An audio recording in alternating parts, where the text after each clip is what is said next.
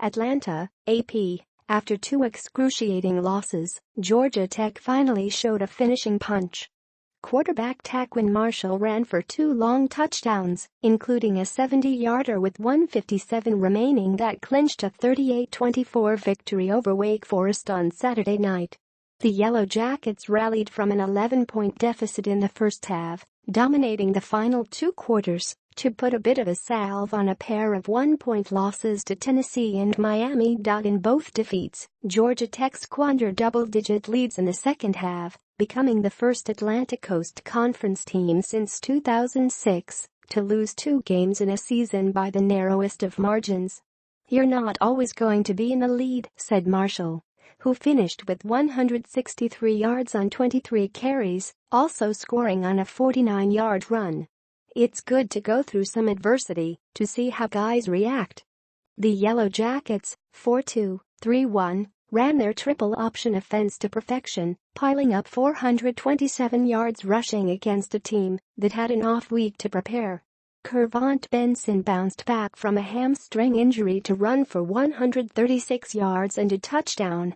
Quasirsi broke loose for a 42-yard scoring run against the Demon Deacons, 4-3, who lost their third straight. Marshall turned in his fourth 100-yard game of the season, his first as Georgia Tech's starting quarterback.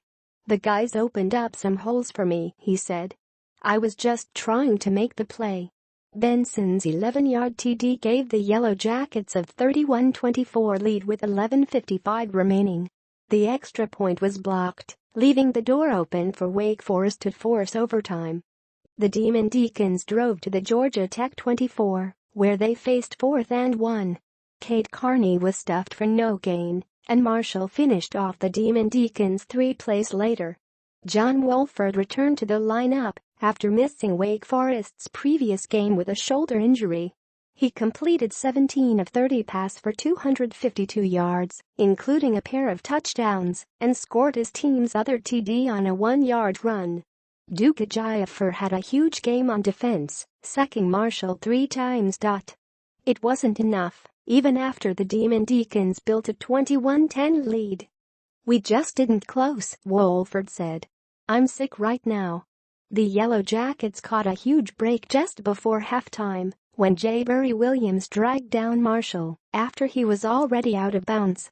The personal foul penalty pushed Georgia Tech into field goal range, and they converted with Brenton King's 42-yard field goal as the half expired. That momentum carried into the second half. Wake Forest got the ball first, but a penalty and a botched snap forced the Demon Deacons to punt from deep in their own territory. Taking possession at the Wake 49, Marshall needed just one play to reach the end zone.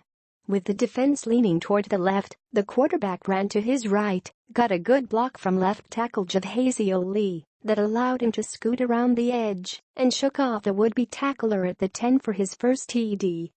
Georgia Tech failed to convert a tying 2-point attempt but went ahead for good on Searcy's TD late in the third quarter. "We weren't disciplined," Wake Forest safety Jesse Bates III said. "When you play against good teams, you have to be disciplined.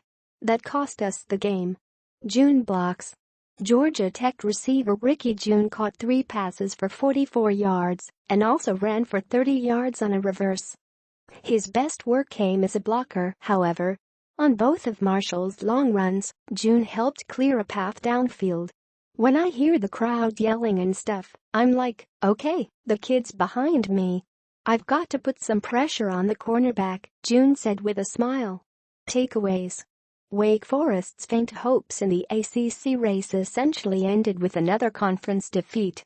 The Demon Deacons have played respectably in their last 3 games, but showed they aren't ready to compete with the league's top teams. Georgia Tech displayed plenty of resilience by bouncing back from a 25-24 setback at Miami and a lackluster first half. The defense really came through in the second half, stopping the Demon Deacons 3 times on 4th down. Up next, Wake Forest wraps up a brutal stretch of 5 straight games against 2016 bowl teams, hosting Louisville, 5-3, 2-3, and reigning Heisman Trophy winner Lamar Jackson next Saturday. Georgia Tech travels to Clemson to take on the number 7 Tigers, 6-1, 4-1, who were off this week. The Yellow Jackets have lost 4 straight at Death Valley, their last victory coming in 2008.